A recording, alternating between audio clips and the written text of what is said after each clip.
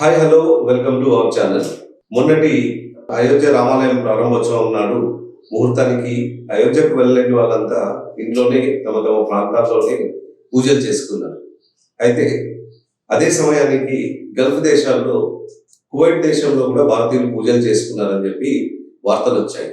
ఈ సందర్భంగా రాముని పూజ చేసినందుకు గాను ఆ దేశంలో భారతీయులను అరెస్ట్ చేసి తిరిగి మన ఇండియాకి పంపించారని చెప్పి వార్తలు వచ్చాయి.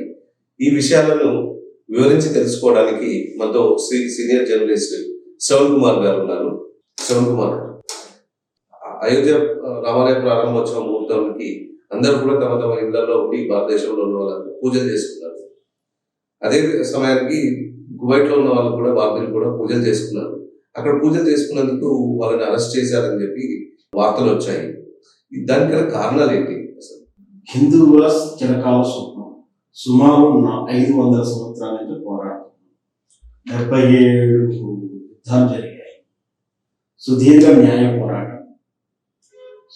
ఎట్టకేలకు నిన్న జనవరి 22వ తారీఖున అభిజిత్ మహాముహూర్తంలో ఆ బాలరాముడి విగ్రహం ప్రతిష్టాపన చేసుకున్నాం. ఆ సమయానికి అందరూ కూడా అయోధ్యకు వెళ్ళి చూడలేదు, అందరూ చూడలేదు.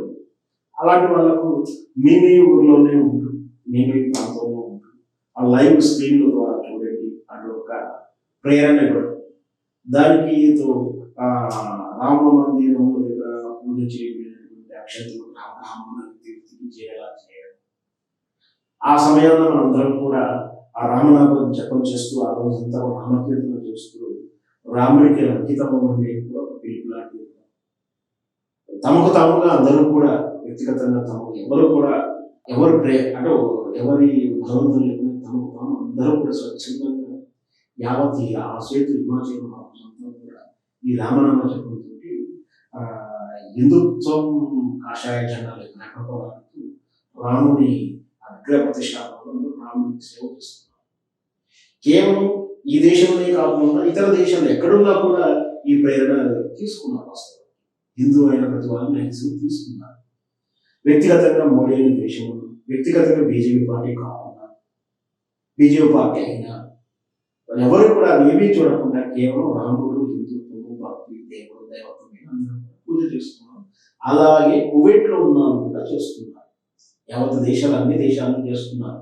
కానీ ఒక గుంపు, ఒక సమూహం, అదేంటంటే ఒక ఆయిల్ కంపెనీలో ఉన్నటువంటి కాంట్రాక్టు పని మీద పనిచేస్తున్నటువంటి కొంతమంది ఆ రోజు రామ మందిరం జరుగుతుందని తిలకించారు, రామనామ జపం చేసుకున్నారు. మరి ఎంత మాత్రం అరెస్ట్ చేస్తారా అనేది అందరికి అనుమానం లేదు. అక్కడ నరేంద్ర మోడీని కీర్తించారు కాబట్టి అరెస్ట్ చేశారని కూడా కొంత సోషల్ మీడియాలో వైరల్ అవుతారు. ఇక్కడ జరిగితే కువైట్లో ఎందుకు అరెస్ట్ చేస్తారంటే మనం ఒకసారి ఆలోచించుకోవాలి. కువైట్లో కూడా ముస్లిం ఇరాన్ లాంటి దేశాల్లో కూడా ఇప్పుడు మనం హిందూ దేవాలయాలు కట్టుకుంటున్నాం. స్వయాన నరేంద్ర మోడీ గారు వెళ్ళి విజిట్ చేసి వస్తున్నాం కదా, మరి ఎందుకు పూజ చేసి అరెస్ట్ చేస్తారు? వాస్తవానికి దీంట్లో నిశ్చితంగా పరిశీలిస్తే మనకున్నటువంటి వార్తా సేకరణ సమాచారం ప్రకారం ఇది జరిగిన మాట వాస్తవం. అది కొందరు ఏం చేశారంటే అత్యుత్సాహం ఏం చేశారంటే రామనామం జపం చేయడం తప్పేం కాదు, ఒకవేళ విగ్రహారాధన విధానం తప్పేం కాదు, దాని పెద్దగా అభ్యంతరం పెట్టకపోవచ్చు. వాళ్ళు అది చేస్తూనే అక్కడ జై భారత్ అంటూ భారతదేశాన్ని కీర్తిస్తూ అక్కడ మోడీని కీర్తిస్తూ నినాదాలు స్లోగన్ చేశారు. అక్కడ కువైట్ అండ్ అక్కడ అరబ్బీ దేశాలు ఉన్నటువంటి చట్టాల ప్రకారం అంటే ఆ దేశంలో ఉంటూ ఆ దేశం కాకుండా ఇతర దేశాలని కీర్తించడం అనేది వాళ్ళు నేరంగా పరిగణిస్తారు. ఇక్కడ వచ్చి లాజిక్ అంటే అక్కడ రాముని పూజ చేయడం లేక అభ్యంతరం కాదు, ఆ దేశంలో ఉంటూ ఆ దేశాన్ని కాకుండా వేరే దేశాన్ని కీర్తిస్తూ దాని గొప్పదనం చెప్పడం అనేది అక్కడ చట్టాల్లో ఉంది. అలా విధంగా రాస్తారు.